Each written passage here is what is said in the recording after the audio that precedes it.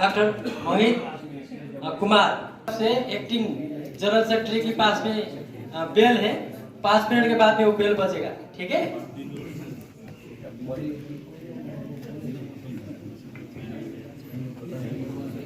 यहाँ पे उपस्थित सभी विद्वान जनों को मेरा नमस्कार है।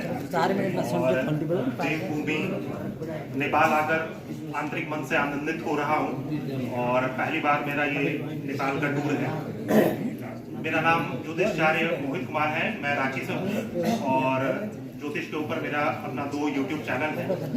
तो मैं जो अपना एक्सपीरियंस है 2 बात मैं शेयर करना चाहूँगा। एक तो पास्ट लाइफ से रिगार्डिंग और दूसरा है तंत्र और ज्योतिष को जोड़कर एक रेमेडियल उपाय मैं आपको बताऊंगा जो मैंने अनुभव किया।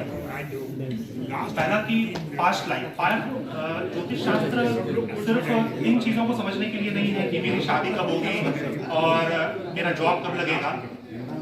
ये हमारी स्पिरिचुअल साइकिल को दर्शाता है और ये अनेक जन्मों के कर्मों को दर्शा सकता है। आपकी कुंडली वो हम कैसे देख सकते हैं?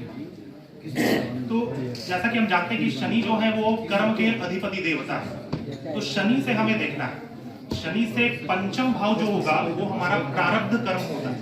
प्रारब्ध का अर्थ है जो ऐसा इंस्टेंस जो हमारा सदैव पीछा करता है, उससे हम बच नहीं सकते। उसी प्रकार शनि ग्रह से 6ठा भाव जो होगा वो पूर्व जन्म का लेफ्ट कर्म होगा। ऐसे कर्म जो पूर्व जन्मों में आपने छोड़ दिए हैं और इस जीवन में आपको कंप्लीट करना है। शनि से जो अष्टम भाव होगा वो पूर्व जन्म के अशुभ कृत्य कर्म का स्थान है। उसी प्रकार शनि से जो नवम भाव है वह पूर्व जन्म का शुभ कृत्य कर्म है और शनि से द्वादश भाव जो है वो पूर्व जन्म में ऐसे कर्म जो छिपे हुए कर्म जो छिप कर आपने किए और इस जीवन में भी उसको जान पाना बहुत ही मुश्किल हो जाता है। तो इसका निदान हम कैसे कर सकते हैं? तो ग्रंथों में ये वर्णित है कि किसी भी भाव से जो अष्टम भाव है उस भाव का वो निदान देने वाला है। मान लीजिए कि शनि से पंचम भाव आपका अष्टम भाव पड़ रहा है, तो अष्टम से अष्टम अर्थात कि तृतीय भाव आपके प्रारब्ध कर्म को रोक सकता है। लेकिन जो पूर्व जन्म का शुभ कृत्य कर्म है शनि से जो नवम भाव होते हैं उसके कर्म का नाश नहीं हो सकता, क्योंकि इसीलिए बोला जाता है कि भाग्य हमारा बदलता नहीं है, भाग्य लिखा हुआ रहता है।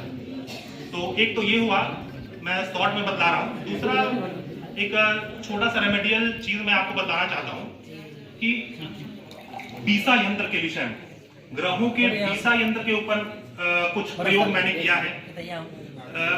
जैसे फॉर एग्जांपल मान लीजिए कुंभ लग्न की कुंडली, कुंभ लग्न की कुंडली में शनि ग्रह जो है वो एक त्रिक भाव द्वादश भाव के स्वामी है और फर्स्ट हाउस के स्वामी है, और बृहस्पति ग्रह सेकंड हाउस के स्वामी है और 11th हाउस के स्वामी है। तो यहाँ पर शनि का जो मूल त्रिकोण राशि है वो लग्न में पड़ रहा है और बृहस्पति का मूल त्रिकोण राशि एकादश भाव में पड़ता है। तो यहाँ पर ज्योतिष लोग बहुत ज्यादा कंफ्यूज हो जाते हैं। मुझे ऐसा लगता है कि किस ग्रह के रत्न को धारण कराना चाहिए। बहुत सारे लोगों को मैंने ये भी देखा है कि बृहस्पति के पुखराज और शनि के नीलम रत्न को वो धारण करते हैं। तो एक छोटा सा मैं चीज बतला रहा हूँ कि एक रत्न होता है पीतांबरी नीलम या फिर नीलांबरी पुखराज। तो जो ग्रह उनके लिए कारक ग्रह हैं, जो योग कारक ग्रह हैं, उसके बेस में दूसरे वाले रत्न को धारण कराया जा सकता है। लेकिन उसको भी बीसा यंत्र में यदि हम धारण कराएंगे, जो कारक ग्रह हैं, जैसे कि कुंभ लग्न की कुंडली में शनि कारक ग्रह हुए क्योंकि वो लग्न स्थान के स्वामी सबसे स्ट्रॉन्ग हाउस होता है। तो शनि का जो बीसा यंत्र है, 9 खाने का एक यंत्र बनता है, उसके अधिपति देवता से प्राण प्रतिष्ठा करवाकर फिर शनि के मंत्रों से प्राण प्रतिष्ठा करवाकर उस रत्न को उसमें जड़वाकर हम धारण कर सकते हैं और इसमें काफी अच्छा लाभ मिलता है, मैंने देखा है। और नमस्कार, धन्यवाद। बहुत बहुत